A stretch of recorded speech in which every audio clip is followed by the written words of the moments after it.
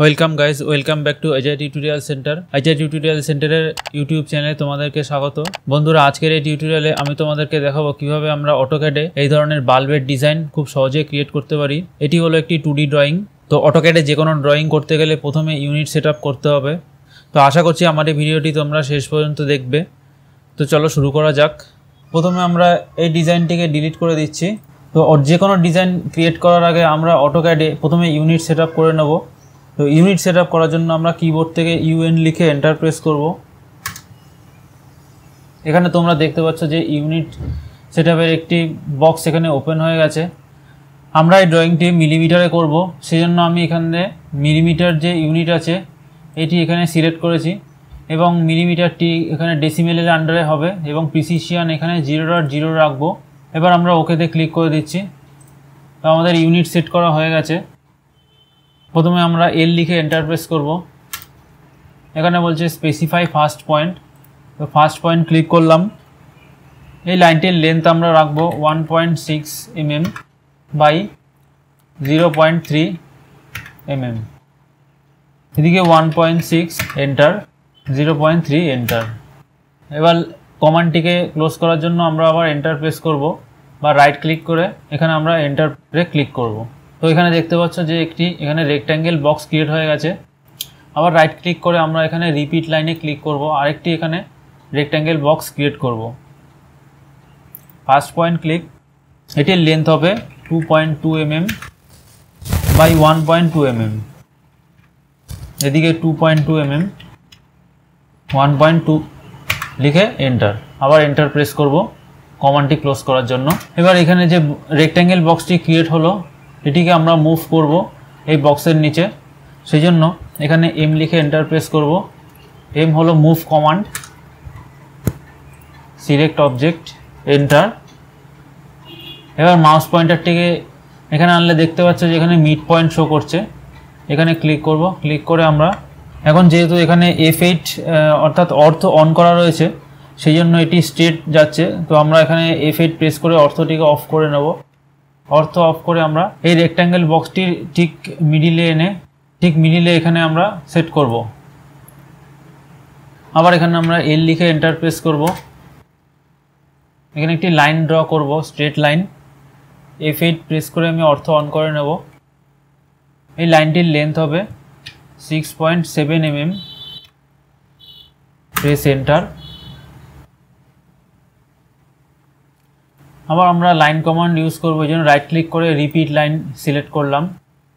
First point click, 0.1 লিখে enter press করব। এখানে নিচে যে লাইনটির যে লেন্থ হবে সেটি হবে 0.6 mm। এবার এদিকে যে লাইনটি হবে এটিকে আমরা একটু বড় রাখবো লিখে। এবার আমরা এখানে এন্টার প্রেস করব। Repeat line, 0.1 enter. এবার এই লাইনটিকেও আমরা একটু বড় রাখবো।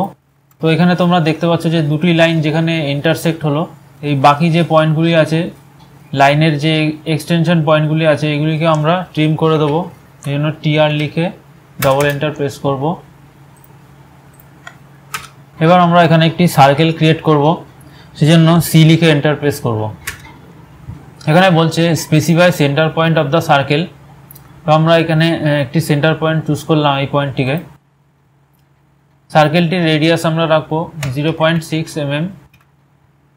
এবার এই সার্কেলটিকে আমরা কপি করব এই সাইডে।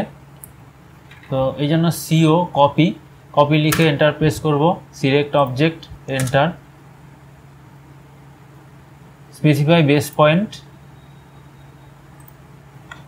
Press enter. তো এখানে যে লাইনটি যেখানে এন্ড হয়েছে এখানে একটি সার্কেল ক্রিয়েট করতে হবে, সেজন্য C লিখে এন্টার প্রেস করব। তো এখানে এন্ড পয়েন্টে ক্লিক করব। এই সার্কেলটির যে রেডিয়াস হবে এটি আমরা রাখবো 3 mm। তো 3 লিখে এন্টার প্রেস করব। তো এখানে তোমরা দেখতে পাচ্ছ যে এখানে একটি সার্কেল রয়েছে এবং এখানে একটি সার্কেল রয়েছে। তো এখানে আমরা একটি কমান্ড ইউজ করব। তো এখানে আমরা যে কমান্ডটি ইউজ করব সেটি হলো tan রেডিয়াস। সেই জন্য আমি প্রথমে এখানে ক্লিক করব। ক্লিক করার পর এখানে একটু নিচে আসলে দেখতে পাবে যে এখানে tan রেডিয়াস নামে একটি অপশন রয়েছে, এখানে ক্লিক করব। এবার প্রথম সার্কেলটায় ক্লিক করব, সেকেন্ড সার্কেল ক্লিক। এখানে রেডিয়াসের ভ্যালু দেবো আমরা 3 mm। সেম একইভাবে আমরা এখানে 10 রেডিয়াস সিলেক্ট করব। First circle second circle click, then এখানে রেডিয়াস দেবো 3 mm। এখানে যে এক্সট্রা যে পার্টগুলি আছে এগুলিকে আমরা ট্রিম করে নেব।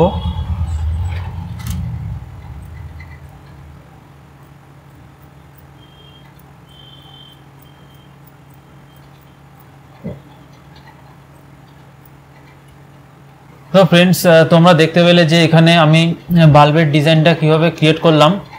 এটি একটি খুব ইজি একটি ড্রয়িং। এখানে যেটি সবচেয়ে বেশি ইম্পর্টেন্ট সেটি হলো মেজারমেন্ট।